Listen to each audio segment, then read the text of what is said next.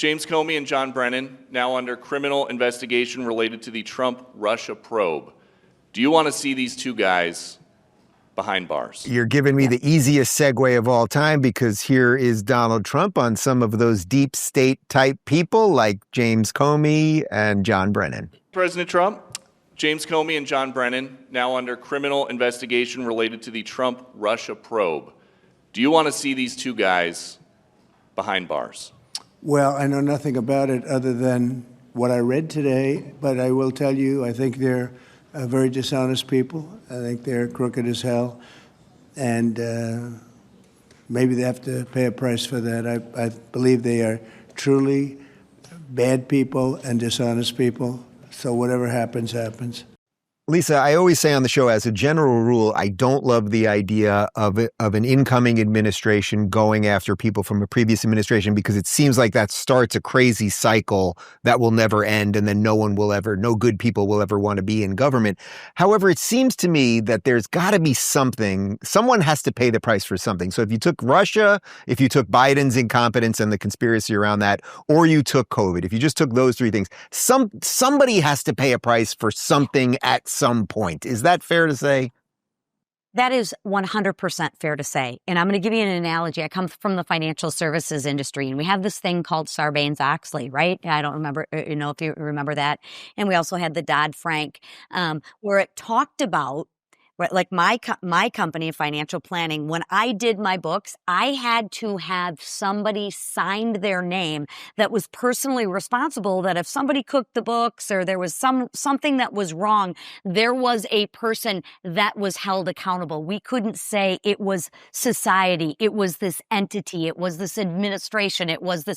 No, there was a person. That's the problem with government. If we could just use the exact same measurements that we use for business, if we would use those measurements for government, I think you'd see a lot of things different. But that's the problem. Who do you hold accountable? What are their consequences? I mean, look what Biden did. He pardoned everybody and their brother for crimes that they may have done, that he doesn't even know that may have done. This is a really slippery slope. And why do you do that? Because you know you were doing shady deals. And you know you tried everything. You threw everything at Donald Trump, everything but the kitchen sink, to make sure that he didn't get elected. Whether it was false allegations, you used the media, you name it, tried to imprison him, you name it, to get this guy not to become president of the United States. Why? Why did you have to use all of these nefarious acts to get that done? What are you hiding? What are you afraid of? But it's not going to change until we hold someone accountable. There's got to be a consequence to the action. And I'm with you. I don't like, it sounds like a third world country where when we're done, we throw the other party in jail. But at the end of the day, these are criminal acts, whether it's the DOJ or whomever it is. And these are leaders at the top that knowingly did nefarious acts, that knowingly pushed lies onto the American people. I mean, that's the worst of the worst. Have you seen the latest headlines about fluoride in the water supply? The future of oral care isn't fluoride, it's peptides. The wellness company just launched Smile, the first ever peptide-based toothpaste that regenerates gum tissue, strengthens enamel, and naturally whitens teeth. Smile is doctor-formulated to work with your body's natural repair process.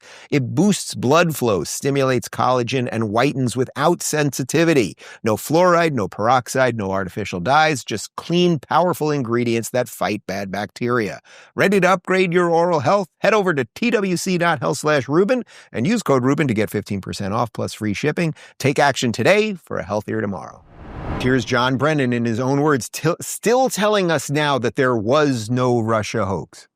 Clear that Mr. Ratcliffe decided that he was going to initiate this, I think, again, to try to satisfy the interest, the urge of Donald Trump, who continues to claim that the assessment of Russian interference in the 2016 election was a hoax. It was not.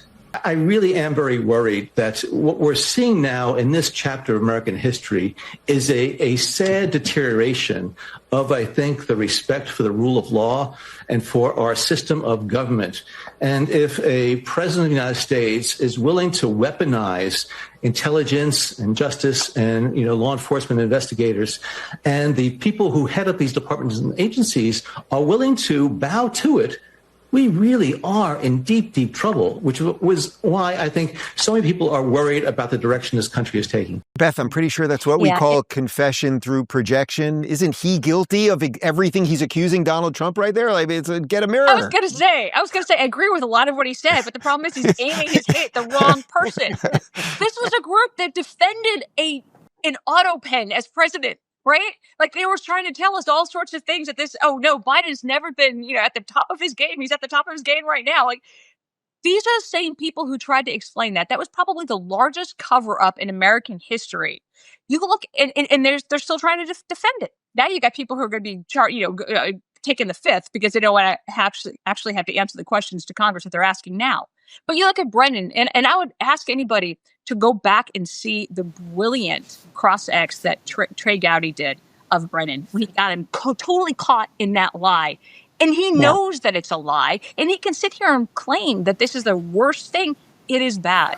When you have got people who have been in these positions of power behind the scenes for decades and decades that have been protecting one political party, the people that put them in those positions of power, who are protecting them over and over again and are willing to go to every extent to lie to the American public, not do their job, ignore the law just to protect them, we do have a problem. And this is what we're finally getting down to. And again, Beth, they're going to fight us every step of the way. And this is why you've got folks like James Comey, James Comer, who's really trying to use it. You've got Jim Jordan, who's really trying to get down to the bottom of this. These are questions that we're going to continue to answer. But again, they're going to try to stall as long as they possibly can. They're going to use as many district courts that were appointed by Democrats, by Democrat presidents, as long as they can to be able to hope that in 3.5 years, you're going to have a Democrat president and all of these things are going to go away, which is, again, why we need to look at long term to make sure that we have control to be able to continue to fight this deep state. It's ridiculous. It's dangerous. And it will be the end of our country.